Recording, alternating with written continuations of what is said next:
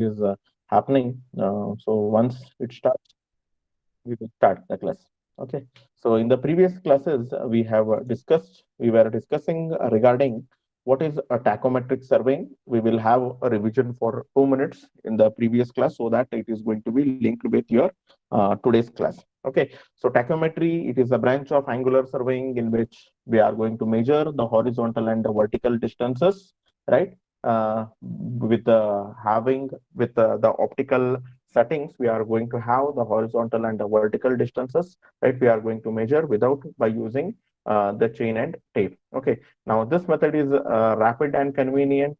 Okay. And then the primary object of tachometry is the preparation of contour maps and all that we have already discussed in the previous class, right? Now here tachometry is a system of rapid surveying by which the position of both the horizontal and the vertical points, right, on the earth surface relatively to the another are going to be determined without using a chain or tape or by using the separate leveling instrument. This is what we have already discussed in the previous class. Then uses of tachometry, we are going to use it for preparation of topometric maps, right? Then survey in difficult terrain, right? Then we will be using it for say recognize survey for highways, right? And highways and railways, checking of already measured distances, hydrographic surveys, establishing the points.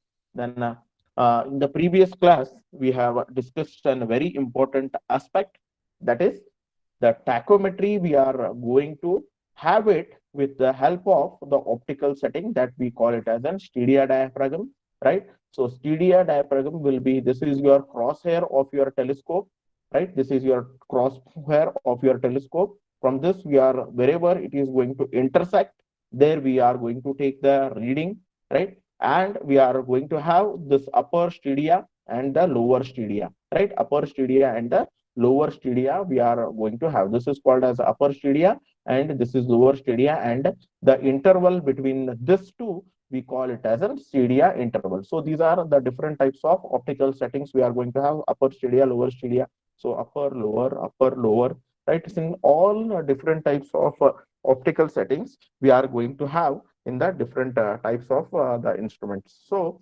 in the extra days class, we have already also discussed, right, what are the different types of say your stadia surveying. We are going to have the simple external focusing, right? And then we are going to use your normal, say your leveling. Yeah, right. We have, in order to have the, in order to take the readings, then stadia rod, which is going to have the graduation read to 1 centimeter. So this is we have already discussed in our previous class. Right. Now we are going to, in today's class, we will be discussing regarding, right, what are the different,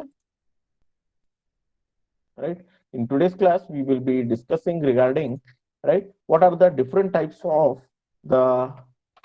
different types of tachometric system we are going to have.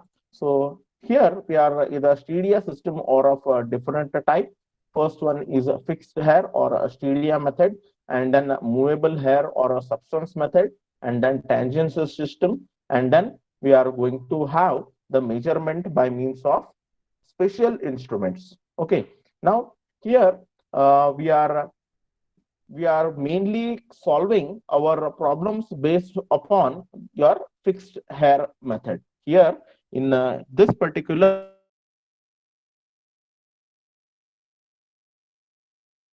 study on the fixed hair method or the Styria method. Okay. Now what is this fixed hair method is? Just a minute. Just a minute.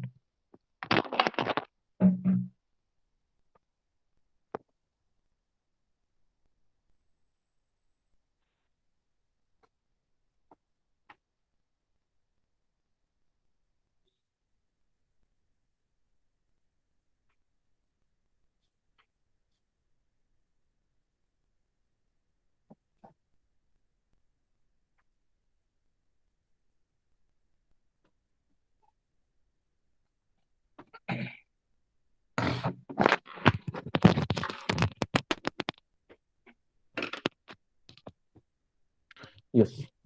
Now here in the fixed hair method, the angle at the instrument A, or it is going to be subtended by the short known distance along the staff kept at B with the help of stadia diaphragm with the having the stadia wires is fixed or constant. Right now here, what will happen is, in case of your fixed hair method, here whatever the readings that we are going to take on the staff, right? We are whatever the reading we wanted to take on the staff, right? Here we are going to have the center reading, top reading, and bottom reading. See, whatever the readings we are going to take on these by using these stadia, right?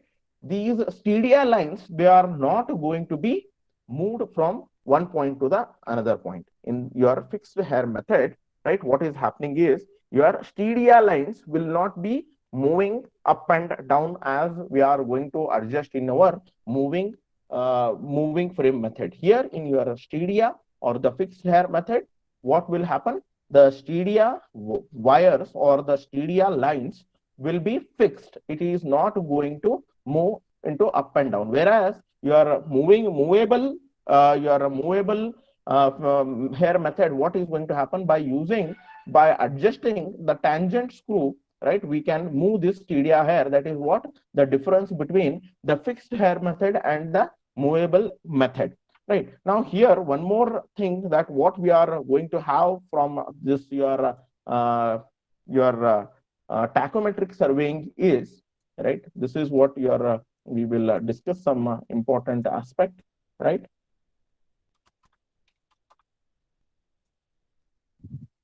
Now, suppose this is your staff. Here we are going to keep a staff, right, and this is your tachometry or tachometer, right. Here, since we are going to have the three readings, here we are going to get the center one, right, and the top one and the bottom one. So whatever reading we want, we can take down from your staff, right, center, upper stadia hair or downward stadia hair. Now, the interesting fact is, right, what is happening in your tachometer is, as your distance between the staff and your tachometer, if it is going to increase, right, if it is going to increase, right, now this is your, say, this is your ground level, right. On this, you have kept a staff, your tachometer, and this is your staff, right. So now, as the distance is increasing, what is going to happen? Your reading, right, your reading on your upper and the lower, right, the center may remain constant if the height of the instrument is proper, right. If the height of instrument is the same, then your and if the ground is level, then the center reading will be the same, but your top and bottom stadia reading is going to increase. Why? Because the distance, this is your objective lens. From here, what is happening? The distance is going to increase, right? But the center one, if the ground is level and if the height of the instrument is proper, then you at the center, your crosshair, you are going to get the same reading as your say this particular, say, station point A. We will mention this as A and this as B, right? So here you may have the same reading if your height of the instrument and your, say, height of the instrument and your ground is at the same level, exactly the same level, then your crosshair reading might be the same, but your upper stadia and lower stadia readings are going to vary because you have the distance in between from this to this, right, is bit small. It is going to have the smaller distance, and this to this is have the larger distance. So what is happening? As your distance is going to increase, what may happen here? Your upper stadia reading and the lower stadia reading, it is going to increase. See, you can have here from station point A, the upper and the lower stadia reading is bit small, and as you move from A to B, right, what is happening? The upper and the lower stadia reading it is going to vary. So this is what important think about your tachymetric surveying is. Okay, now the readings on the staff corresponding to all the three wires taken. Here we are going to get the three readings on the staff. Okay, as I have told, the upper stadia, lower stadia, and the crosshair reading, all the readings we are going to get. The staff intercept, that is the difference of the readings corresponding to top and the bottom stadia wires, will therefore depend upon the distance of the staff from the instrument. As I have told, here it is going to be completely depend upon the distance between the staff and the instrument. Now, staff, as the distance between the staff and the instrument is going to increase, their upper and the lower stadia reading is going to vary. Okay, upper and downward stadia reading is going to vary. Okay, so here this is one of the this one is one of the important point that we have seen. Now, when the staff intercept is more than the length of the staff, only half intercepted reading is going to be read. Okay. Now, for an inclined site, the readings may be taken by keeping the staff either in a vertical or in the normal line of sight. Okay. So wherever the inclination is there, we are going to keep it in. We are going to keep in either vertical or normal direction to the line of sight. Okay. Now this fixed hair method, right? This is the most common method we are going to use in tachometry, and the same stadia method generally bears for the reference to this particular method. So stadia method or the fixed hair method that we will be the normally we are going to use, right? Now the substance method, right? Here what is a substance method is nothing but your movable hair method. Okay, or your substance method, what we are going to call it is the movable hair method.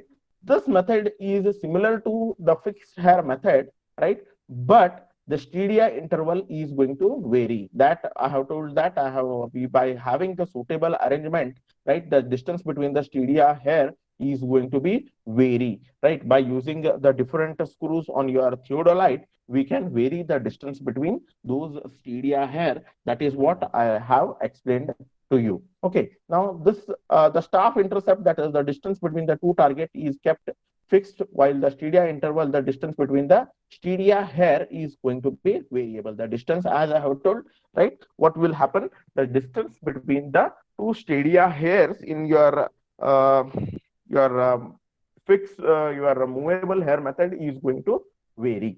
Okay, now in the tangential method, this method, the stadia hairs are not going to be used, the readings being taken against the horizontal crosshair. In the tangential method, what we are going to do here, the stadia hairs are not going to be used and the reading will be taken on the crosshair. This necessitates the measurement of vertical angles twice for one single observation. So what will happen due to this is, if you want to have the measurement of vertical angle, then we will be taking the two readings for one single observation. Okay, so this is what the different method are, right? And along with this, there is a tangential system measurement by means of special instruments. It is there, but as for our syllabus, we are going to have our concentration mainly based upon your fixed hair method. We are concentrating our study on the fixed hair method. Okay, now we will be seeing the other part of it, right? We will be seeing the other part of it. Now, as I have told, right, the principle of stadia method is based upon the principle that the ratio of the perpendicular to the base is constant. Okay, now here it is based upon, right, the ratio of the perpendicular to the base is constant. Now this perpendicular, right, whatever you are going to have, the base is constant. Now from the, if you are going to have the observation from O, right, and this as the station point B, B1 and B2, right? So now what here is going to happen is, now as I have told, as the distance between this point and this point, it is more, right? So what is happening? Your stadia interval is getting increased. As it is near to it, your stadia interval, right, it is going to get reduced. Now staff reading, it is going to get reduced if it is near to the your object of the it is near to your instrument. Okay, now we will see, right, we will see how the horizontal, if the site is horizontal, right, if we are going to have the instrument, right, if we are going to have the instrument, right, now what are the, this is this particular equation, what we are now directly, these particular equations, whatever we are going to get, right, this is going to help you in order to solve the problem in your further classes. So whatever I'm telling you now, you need to listen to it very carefully, so that it is going to help you in order to solve the problems in the forthcoming classes. Okay, now here, this is your staff, right? And then here, this is what your objective lens, and here your eyepiece. Now your stadia will be here, right? Just I will tell you with the help of say one figure, right?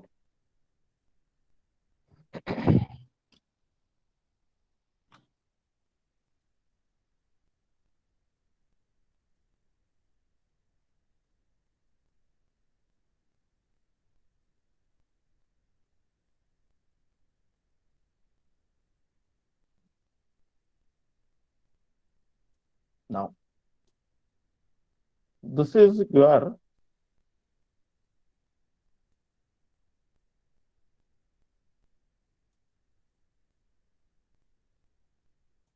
okay.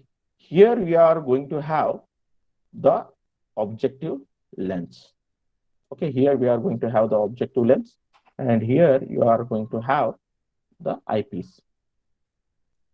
And this is your Trunnion axis. At this point, we are going to have your Trunnion axis, right? So your stadia here will be here. So this is your center point of your telescope, that is your Trunnion axis, the horizontal axis. On this, your theodolite or your telescope is going to be mounted. So here you are going to have the eyepiece. To this, your stadia wires, right, will be there, or your fixed hairs will be there. And this is your center point of your telescope. To your horizontal axis, this telescope is going to be mounted, right? So this M, right? This M, we will see what is that. M is the center point of the instrument corresponding to the vertical axis. So this is your center point of the instrument. It corresponds to M over here. Okay. Now, here we are going to have the instrument, right? Here at this particular point where we have set up the instrument, right? And here at B, right, at this particular point, we are going to have the staff, right? So now, as I have told, you are going to get the 3 readings, right? It is one at the top, that is top stadia, bottom stadia, and the crosshair, right? So due to that, as you are going to observe like this, right? So you are going to get that 3 readings, right? So A is your top stadia reading, C is your crosshair reading, D is your bottom reading, right? So here you are going to get the 3 readings. Now what is this S, right? S is nothing but the staff intercept. It is, S is nothing but the difference between the top stadia reading and the bottom stadia reading. We have kept let A, B, C, the points cut by the 3 lines corresponding, side corresponding to the 3 wires. So here we have kept the instrument. Now this is your instrument point. From here, this is your eyepiece. This is your objective. When you are going to look into towards the staff, you are going to get, right? You are going to get this 3 lines. So difference between A and B is, we call it as a staff intercept. We are going to call it as a staff intercept. Okay.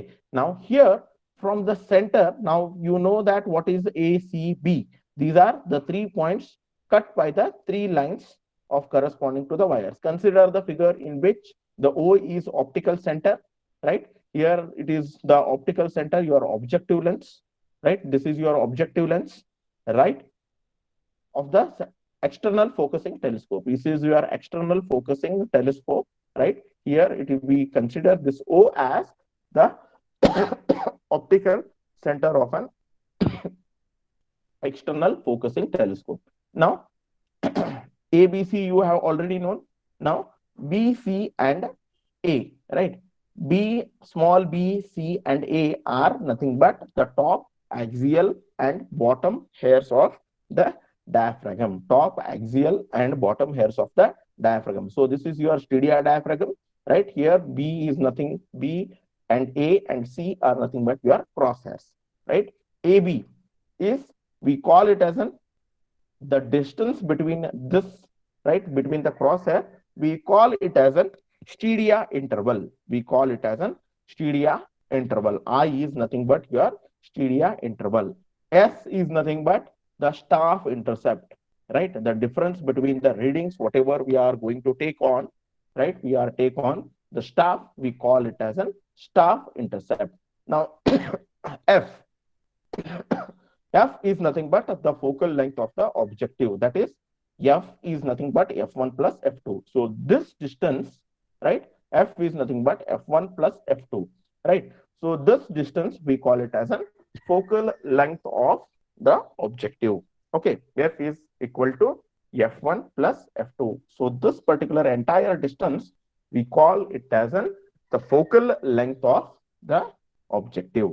Okay, now F1, right, in this particular diagram, in the previous diagram, F1, right, this particular F1, this F1 is nothing but the horizontal distance of the staff from the optical center of the objective. F1 is nothing but the horizontal distance of the staff, and it is the distance between the objective lens, that is F1.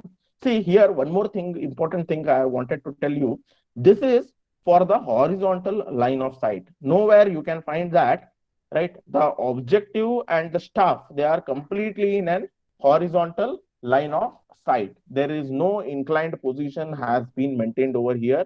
This staff and this your instrument, they are on completely on an horizontal line of sight. Horizontal line of sight means your vertical angle that we are going to have is 0. They are completely horizontal. So yesterday I have told you that I can vary this particular telescope, right? So this is at 0.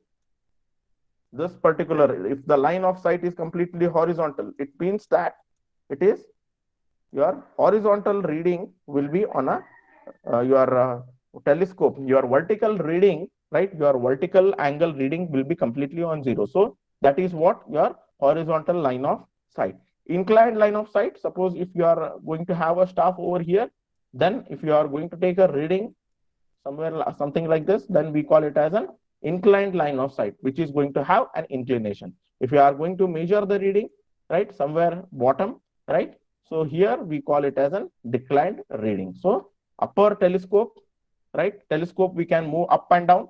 So horizontal line of sight is your vertical scale reading, right? It will be varying from 0 to 90 degree. I have told you in the previous class. So if it is completely 0, it is the horizontal line of sight. If it is having, say, around, say, some 30 degrees top upwards, so it is an inclined line of sight, right? It is we call it as an angle of your angle of inclination. This we call it as an angle of declination. If you are going to look downwards, we call it as an angle of declination. So this thing you already have to know, B division students. So angle of inclination and declination, you should know it. Okay, now F is nothing but it is the summation of F1 plus F2. So it is the focal length of the objective. Next is F1 is the horizontal distance between the staff and the optical center, that we have already seen it. Now F2 is the horizontal distance of the crosshair from O. F2 is the horizontal distance between the objective lens and your crosshair. Okay, so F2 is nothing but horizontal distance of crosshairs from O. O is nothing but your optical center. D is the distance D, the distance of the vertical axis of the instrument from O. So this, I have told this as the Trunnion axis, right? So this small distance D is nothing but it is the distance between the Trunnion axis or the horizontal axis of the telescope to the center of your objective lens. Okay. Next is, right? So the small d, you already know it. Now the capital D, the horizontal distance of the staff from the vertical axis of the instrument. Right? What is this D? It is the difference between the horizontal axis of the instrument to the staff. That is nothing but the distance D is. Okay, the capital D is. Okay, M is nothing but the center of the instrument corresponding to the vertical axis. M is nothing but the center of the instrument, or you can call it as the Trunnion axis. Now, since the rays BOB and AOA, right? BOB, that is BOB and AOA, okay, right, are going to pass through the optical center. They are going to pass through this line and this line. They are going to pass through the optical center. Okay, so they are sight so that AOB and capital AOB and small AOB are similar. So this angle and this angle, whatever the angle we are going to get over here, is similar to each other. They are making an ray in such a way that the angle AOB and BOA are equal to each other, are similar. So here we are going to have F1 divided by F2, that is the focal distance 1, that is the focal distance 1. This is F1, and F2 is equal to this by this. So F1 divided by F2 is equal to S divided by I. S is nothing but the staff interval. I is nothing but your staff, and I is nothing but your Styria interval. So F1 divided by F2, since this angle is same, so what it is making, right? They are having this, right? They are AOB and BOA are making the same angle. This, what is happening now, since they are similar to each other, now F1 and F2 will become F1 divided by F2. That is the focal distance 1 divided by focal distance 2 will become S1 divided by I. Okay, so this is what we are having from the particular diagram. Then again, F1 is the F1 and F2 are conjugate focal distances. So we have, from the lens formula, we are going to get, as I have told, F is equal to F2 plus F1. Okay, so from this, right, multiplying through both by F1, right, multiplying this both by F1, what we are going to get, right, we are going to get F1 is equal to F1 divided by F2 into F. So this particular equation, we needed to multiply it with F1. Okay, if we multiply it with F1, what we are going to get? We are going to get, right, this particular formula, that is F1 is equal to F1 divided by F2 into F plus F, because here if F1 is going to get cancelled, only F is going to remain. Here what is happening, F1 will be there as it is, so F2 will be there, and F1 will become equal to F is going to get cancelled, and we are only going to get F1 over here. So this is the simplified equation. Now substituting the values of F1 divided by 2 as S by I. So here we are going to have this particular ratio as S by I. Here F1 by F2 is equal to S by I. We are applying it to over here. So we are going to get F1 is equal to S divided by I into F plus F. Okay. Now this is what the focal distance 1 we are going to get is equal to S by I into F plus F we are going to have, right? Now the horizontal distance between the staff is given by, between the axis and the staff, the horizontal distance D. How we are going to have it? We are going to have it, this particular distance, by having F1 plus D. So here F1 plus D, the horizontal axis, this distance D between the optical side, your Trunnion axis or horizontal axis, and here the distance D between the staff is given by F1 plus D. So this plus D will make this particular distance D. Okay. So here we are going to have D is equal to, what is F1? F1 is, we are going to have, right? We are going to have F by I into S, right? F by I into S plus F plus D. Now, what is this small distance D? D is nothing but the F plus D. Okay. So F plus D. So here it will become K. K is nothing but F by I. K is nothing but your focal distance, right, divided by intercept. K into S plus F plus D will become equal to C. So constant C. Is it clear? Distance D is equal to Ks plus C. So K is nothing but your F by I. K is nothing but your F by I. Okay. So F plus D is nothing but your small distance. So this particular F plus D is nothing but the total focal distance plus D, right? We are going to have the constant D is equal to Ks plus C. So we have got the formula D is equal to Ks plus C. Is it clear? Is it clear? Yes, B division students. B division students. Is it clear?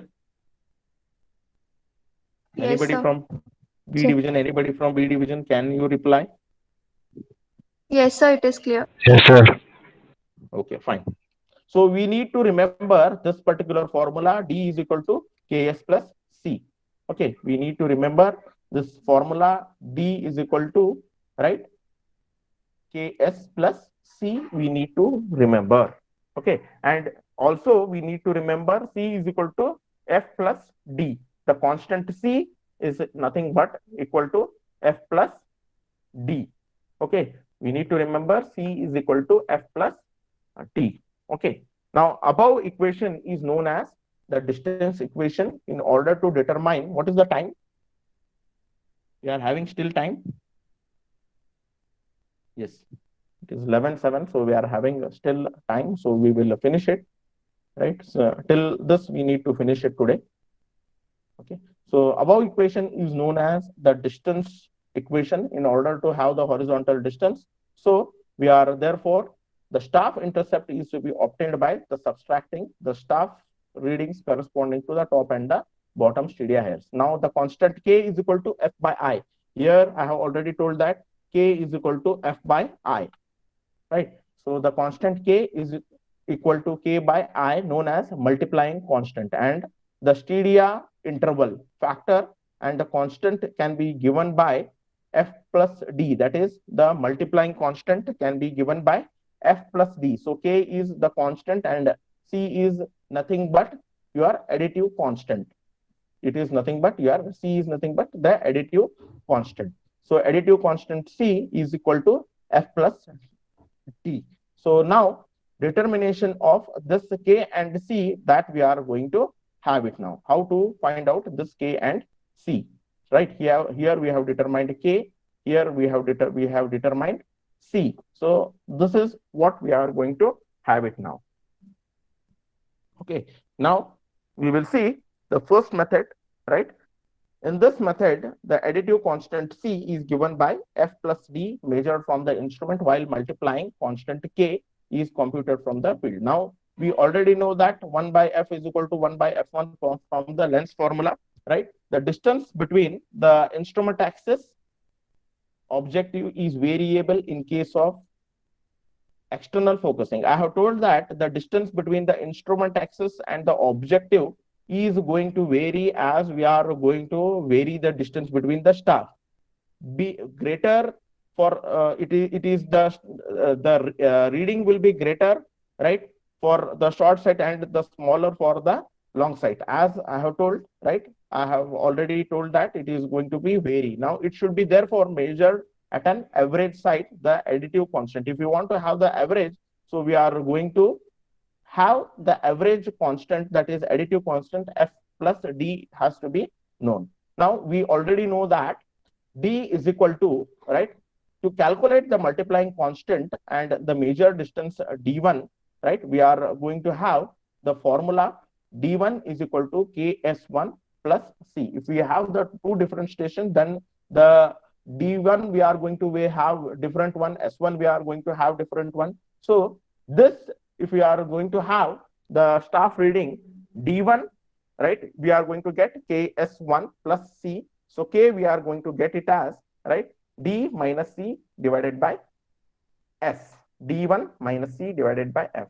For, see, this condition is what is, if we have the three different say instrument stations and our reading is going to vary, so in order to average that, we will be we will require this value of k. So the, in order to calculate that, we are going to have this. So d is equal to ks1. If we are going to have one reading, see, if we are going to have one reading, so this is what your d is equal to ks plus c, ks plus c. If we are going to vary the different staff readings, so we are going to say, suppose this is your for one first case. So again for the second case, what will become, this equation will become, right, ks2, right, ks2 plus c, right. So like this the equation will become. So this is ks1 plus c1.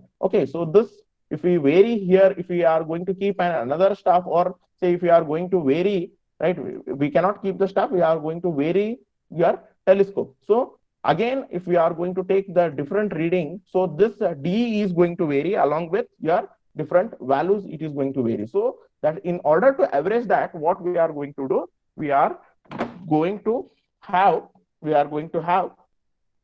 the averaging factor, your multiplying constant, we are going to vary. For average value, the staff intercept s2, s3, etc. can be measured corresponding to the distance d2 and d3, and the mean value can be calculated. Now this is the first method, that how we can calculate. Now in the second method, if you, as I have told, right, if we are having the varying distances, as if we are going to have the varying distances, then how we can calculate is, for the first distance, right, we are going to have the d1 is equal to ks1 plus c, and for the second one we are going to have, right, d2 is equal to ks2 plus c. If we subtract, right, this from this, we are going to get, if we subtract, right, 2 from 1, we are going to get, right, d2, because d1 and d2 are varying, right. Here what is going to cancel, c is going to get cancelled, right. So we are going to get the k value as distance d2 minus d1 divided by staff reading or your staff intercept s2 minus s1. So staff intercept, it is also going to vary. So if we are going to get, what is this k? K is nothing but your multiplying constant, right? The multiplying constant formula we are going to have, k is equal to d2 minus d1 divided by s2 minus s1. d2 is varying distance, s2 is the varying staff intercept. Now substituting the values of k, right, substituting the values of k in this particular equation, right, we are going to get, right, we are substituting this particular equation, we are going to get a d1 minus d2. So what is k value? ks1. So if this particular equation we are going to substitute in your equation 1, what we are going to get? We are going to get d1 c is equal to d1 minus k s1. Okay, so if we substitute, c is equal to, what will become? If we want your c is nothing but the additive constant. If you want to calculate this additive constant, this particular equation will become ds1 minus ks1. Okay, so C is equal to, just a minute.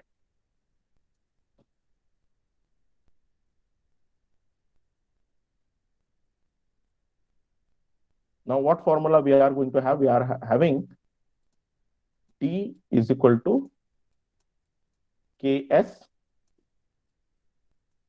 plus C we are having. D1 is equal to Ks1 we are having, right? So now what we are going to do? We have already have the K is equal to D2 minus D1 into S. So now we want C, right? We want C. So if we want C, what we are going to do? D1 minus S1. We are going to have D1 minus S1. So S1 value, if we are going to replace, right? If we are going to have the value, right, K, right? Simply if we are going to replace C is equal to D minus, sorry, here we are going to have, right, C, if we want, we are going to have D1 minus K, right? We are going to have D1 minus K. So K value, if we just simply replace it over here, we are going to get, right, C is equal to, right, here we are going to have S1, right, KS1. C is equal to D1 minus KS1. So here we are going to replace the K value. So K value is nothing but it is D2 minus D1 divided by S2 minus S1. So if we are having it D1, right, D1 S2 minus, again we are going to have D1 S2, right, and minus D1 S1. So here it is, we are at the end, we are going to have the value for C is D1 S2 minus D2 S1 divided by S2 minus S1. So this is multiplying your additive constant, and this is your multiplying constant. So we need to remember three formulas in order to solve the problem, right? That is D is equal to Ks plus C, right? That is important, right? And K is equal to D2 minus D1 divided by S2 minus S1. This is important. We need to remember D, K, and C. So D is nothing but here D is equal to Ks plus C. Then K is equal to D2 minus D1 divided by S2 minus S1. That is your multiplying constant, and this additive constant D1 S2 minus D1 D2 S1 divided by S2 minus S1. So this is what we have determined in today's class regarding your distance D, multiplying constant, and additive constant C, right? We have determined the distance, we have determined K, that is your multiplying constant, and C is your additive constant. So these three formulas we need to remember in order to solve the problem for an horizontal line of sight. For an horizontal line of sight, we need to remember these three important formulas. D is equal to Ks plus C. We need to remember K is equal to D2 minus D1 divided by S2 minus S1. We need to remember C is equal to D1 S2 minus D2 S1 divided by S2 minus S1. This we need to remember. This is for your horizontal line of sight. This is for your horizontal line of sight if they are in the same line. Okay. For inclined line of sight, we are going to discuss the formulas in tomorrow's class, and then we are going to discuss some of the problems based upon your inclined line of sight and horizontal line of sight. Is there any problem? Yes. Have you understood completely? Yes, sir. You need to remember the formulas, right? You need to remember the formulas for your horizontal line of sight, inclined line of sight, right? Either the angle of inclination or declination, whatever it is there, you need to remember all these things, right? So K is equal to ds plus C, right? And your C formula is your D1 S2 minus D2 S1 divided by S2 minus S1, and K is D2 into D2 minus D1. So this you need to remember. D2 minus D1 divided by S2 minus S1. So this you need to remember in order to solve the problem. Any problem? Have you understood? Yes? Yes. Replies? Okay, fine. So here in tomorrow's class, we are going to see two other formulas for angle of inclination and angle of declination, right? We are going to see two more formulas in tomorrow's class. And then we will in the Thursday's class we are going to solve the problems, right? And whatever is has been covered till Thursday will be included for your internals, right? Clear? Yes. We'll end the class. Yes, sir. We'll end the class. Yes, sir. Fine. We'll finish it. We'll meet tomorrow. Thank you. Yes, sir.